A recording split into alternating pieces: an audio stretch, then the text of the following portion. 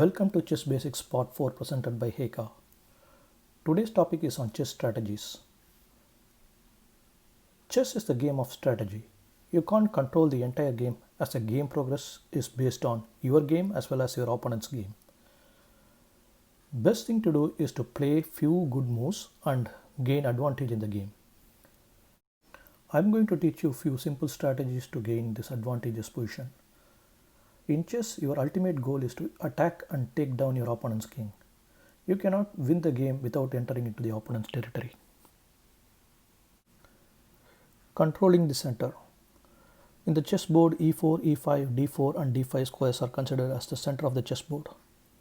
Every player should position their powers in those center squares. This gives them better control over the entire 360 degree of the chessboard. Before moving into opponent's territory, one must occupy and control the center positions.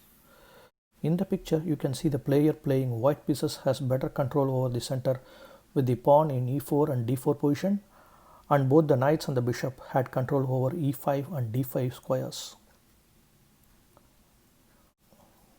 Optimal play. One must play fewer steps to achieve the goal.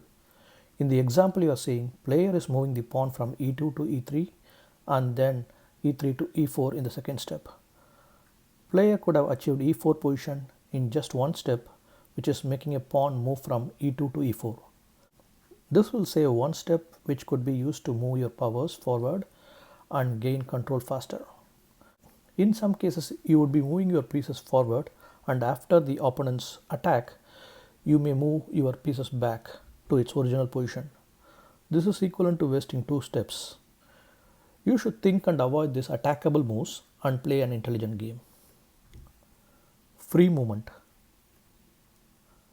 Your pieces becomes powerful only if it has the scope to move freely. That's why you should open your game in such a way that the most of your powers can move freely. Best way to do that is to open with e4 followed by d4 or d4 followed by e4 pawn moves. This opens up the pathway not only for both of your bishops but also for your queen. As you know, knights can jump and move, and hence its pathway is already clear. The only power that gets stuck inside your territory is the rook.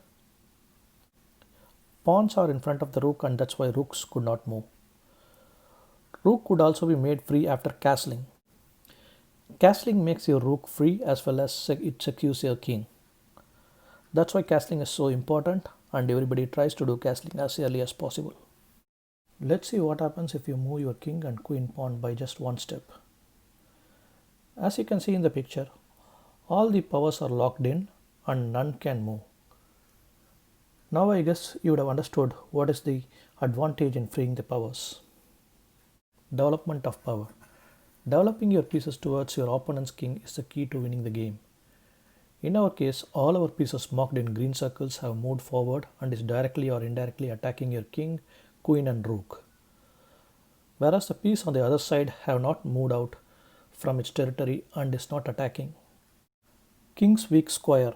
Usually the king is supported by pawns. Any king will have e7, d7 and f7 pawns as its protector in front. Out of the three pawns, f7 is considered the weakest as it does not have any power support except for the king support. That's why good players usually attack the opponent's f7 position before the opponent king goes for the castling. In the chess, you need to take advantage of the opponent's weakness, especially the king's weakness, and that will eventually help you to win the game. Protect the king. King should never be in an open position, as open positions are vulnerable for attack by opponents. King should always be safe behind the pawn. As all the other powers' goal is to move towards opponent's territory, it's better for king to be behind the pawn rather than hiding behind the powers. Hiding behind the powers will lock the power from moving. You can see here white king is safe after the castling. a2, b2 and c2 pawns protect the king. Whereas black king is open for attack by white queen and bishop, as king is not defended by any of the pawns. Supported move. When you move your pieces forward, always move with the support. You don't know when your opponents would attack, and surprise attack may result in losing your power. Instead of that, always move the power to the square where it's supported by other powers. Every progress you make towards your opponent should be a strong move and irreversible move. Your opponent cannot stop you from entering their territory if you move all your pieces with proper support. This is how you steadily progress towards your winning goal. In this video, you have seen multiple strategies to win the game and make steady progress. I'll come back with the additional strategies in the next video. With this, I am concluding my today's video on chess strategies. Please subscribe, like and comment on this video.